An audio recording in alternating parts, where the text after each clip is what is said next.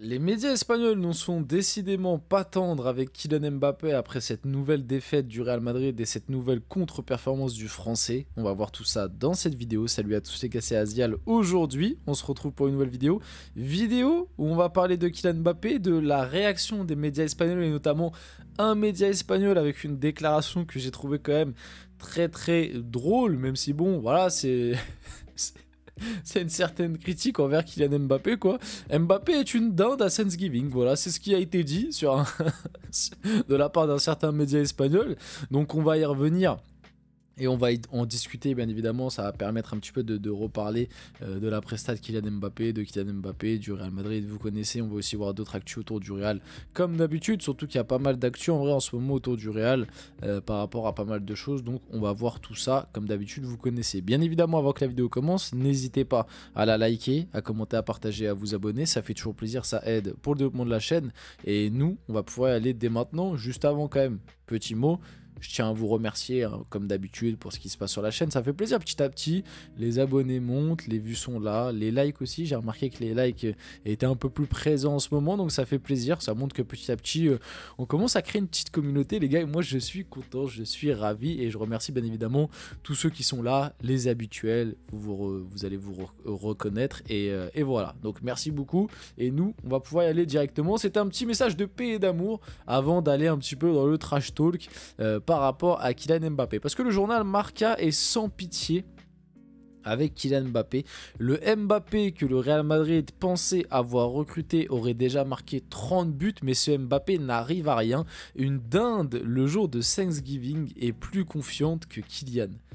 Les mots sont durs, ouais, bon, moi je trouve ça très drôle, mais c'est vrai que les mots sont durs. Kylian Mbappé là commence réellement à être énormément critiqué du côté de l'Espagne. Moi, comme je vous l'avais dit, jusqu'à maintenant, mais là c'est vrai que ça commence petit à petit à être la goutte qui fait vraiment déborder le vase, même si je trouve que le vase n'a pas encore totalement débordé. Ah là, le vase il est en train de, tu vois, il est en train de tituber un peu et il est pas loin de déborder. Mais jusqu'à maintenant, bon, il y avait eu des critiques bien évidemment, mais globalement, je trouvais quand même que la plupart des médias espagnols et des Espagnols tout simplement, des supporters, etc., des critiques espagnols, étaient quand même relativement calme, dans le sens où moi j'ai déjà vu des joueurs prendre des torrents côté de l'Espagne où c'était bien plus violent. Un Eden Hazard a pris bien plus cher que ce que prend Kylian Mbappé, même encore à l'heure actuelle je trouve, même si là c'est vrai que ça commence à être chaud, mais à une certaine époque un Cristiano Ronaldo etc. ont pris bien plus cher, et je pense que aussi cela est grâce pour le moment au soutien incontestable du club. Parce que ça, c'est important de le rappeler quand même, qu'il y a beaucoup de médias espagnols qui sont en bisbise avec le Real, et que pour le moment, le Real est 100% derrière Mbappé, le soutien à 100%, lui fait encore totalement confiance, et du coup, on essaye un maximum de filtrer un peu ce qui peut sortir, en tout cas de la part des médias qui sont très proches du Real. On essaye un maximum de calmer les choses, et même vis-à-vis des supporters finalement. La plupart des supporters du Real, bon, il y en a bien évidemment qui sont énervés et pour qui ça ne passe pas, mais il y a encore une grande partie des supporters du Real qui sont patients avec Mbappé. Moi, je trouve que vous êtes quand même vachement patient pour le Real Madrid. Moi, je le dis, je le répète, il y a des joueurs qui, pour bien moins que ça, ont été bien plus critiqués et remis en question. Je ne sais pas si c'est parce qu'Mbappé, vous l'avez attendu pendant des années, mais c'est vrai que même du côté des supporters du Real, je trouve qu'on est très indulgent avec Mbappé. Bon, maintenant que j'ai dit ça, oui, là, il y a quand même des critiques. J'ai envie de vous dire, encore heureux, après 2 pénaltys ratés d'affilée, après un nombre pardon, de disaster class qui est quand même conséquent, oui, bah, il faut commencer à le critiquer, il faut commencer à essayer de chercher des solutions. Moi, comme je vous l'ai toujours dit, hein, en tout cas je vous l'ai dit récemment, je pense que là, la solution c'est que c'est bon. On a trop forcé avec Mbappé, on lui a donné beaucoup trop de choses, on lui a accordé beaucoup de privilèges déjà du côté du Real, alors que pourtant on m'avait expliqué, moi, du côté du Real, ça allait pas se passer comme il le voulait, que le Real c'était la grande institution, que s'il était mauvais, il allait goûter au banc, etc. Et bah faites donc. Parce que moi, je pense vraiment, en tout cas, moi, j'aimerais voir un Real Madrid sans Kylian Mbappé. Juste voir ce que ça donne. Voir un Real Madrid évoluer avec Brahim, Rodrigo, Bellingham, avec un milieu, je sais pas, Valverde, Tchouaméni, même si Tchouaméni, en vrai, Camavinga revient, s'il te plaît. Parce que Tchouaméni aussi, c'est très très compliqué. Mais même globalement, en fait, les Français, hein.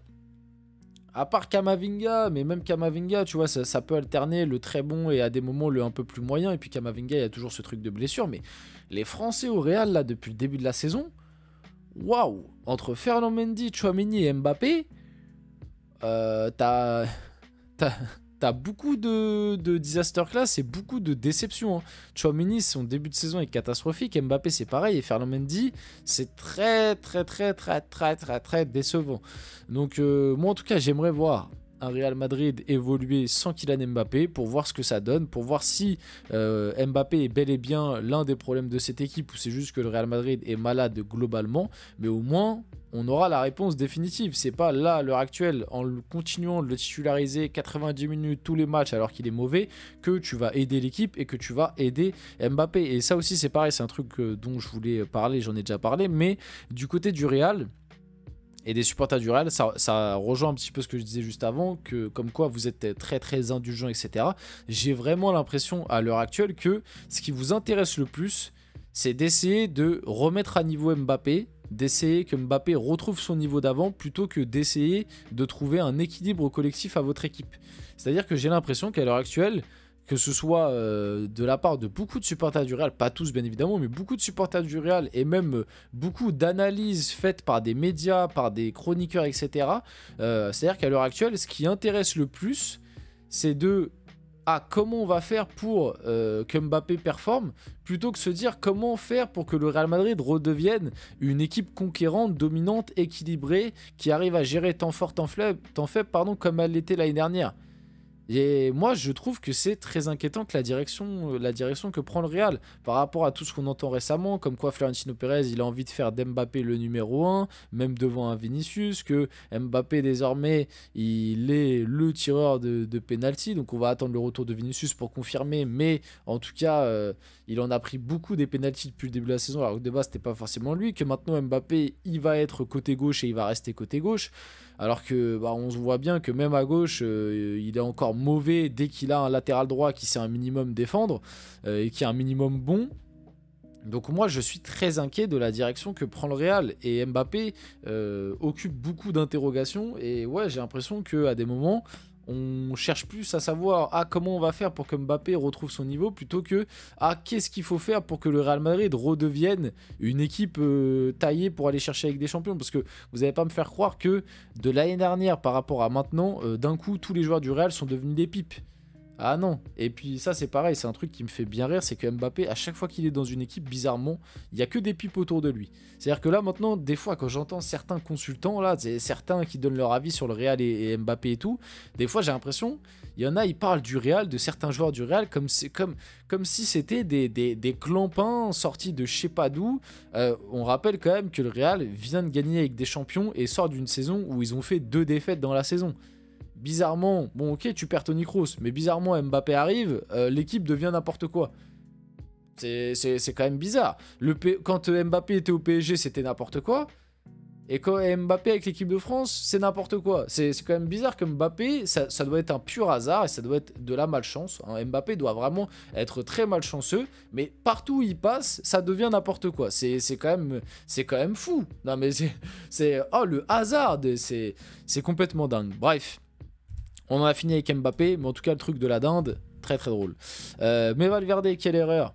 Voilà, je voulais reparler de ça vite fait. Valverde qui est fautif, faut pas l'oublier aussi, face à l'Athletic Club. Fautif sur le 2e but, grossière erreur où il tente un petit pont, il perd la balle, but.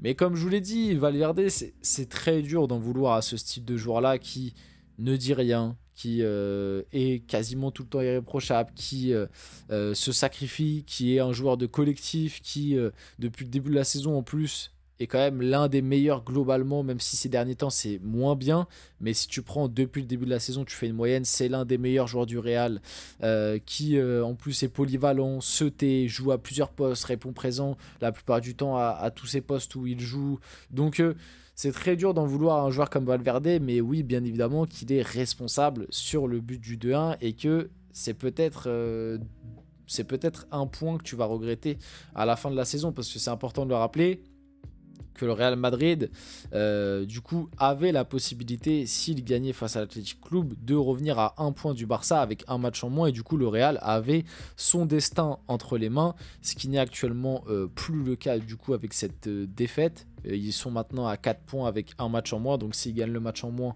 ils pourront revenir à un point. Mais le Barça, du coup, est toujours devant. Et il va falloir que le Real attende un nouveau faux pas du Barça sans en faire. Et à l'heure actuelle, ce Real-là, il y a plus de chances qu'il fasse des faux pas que le Barça, même si on disait pareil il y a quelques semaines, et au final c'est le Barça aussi qui avait fait pas mal de faux pas ces derniers temps, mais bon, voilà, pour moi le Barça reste quand même au-dessus collectivement pour la Liga que ce Real là. On finit la vidéo là-dessus, j'espère que cette vidéo vous a plu, si c'est le cas n'hésitez pas à la liker, commenter, partager et vous abonner les gars, c'était Azial, on se retrouve très rapidement pour une prochaine vidéo.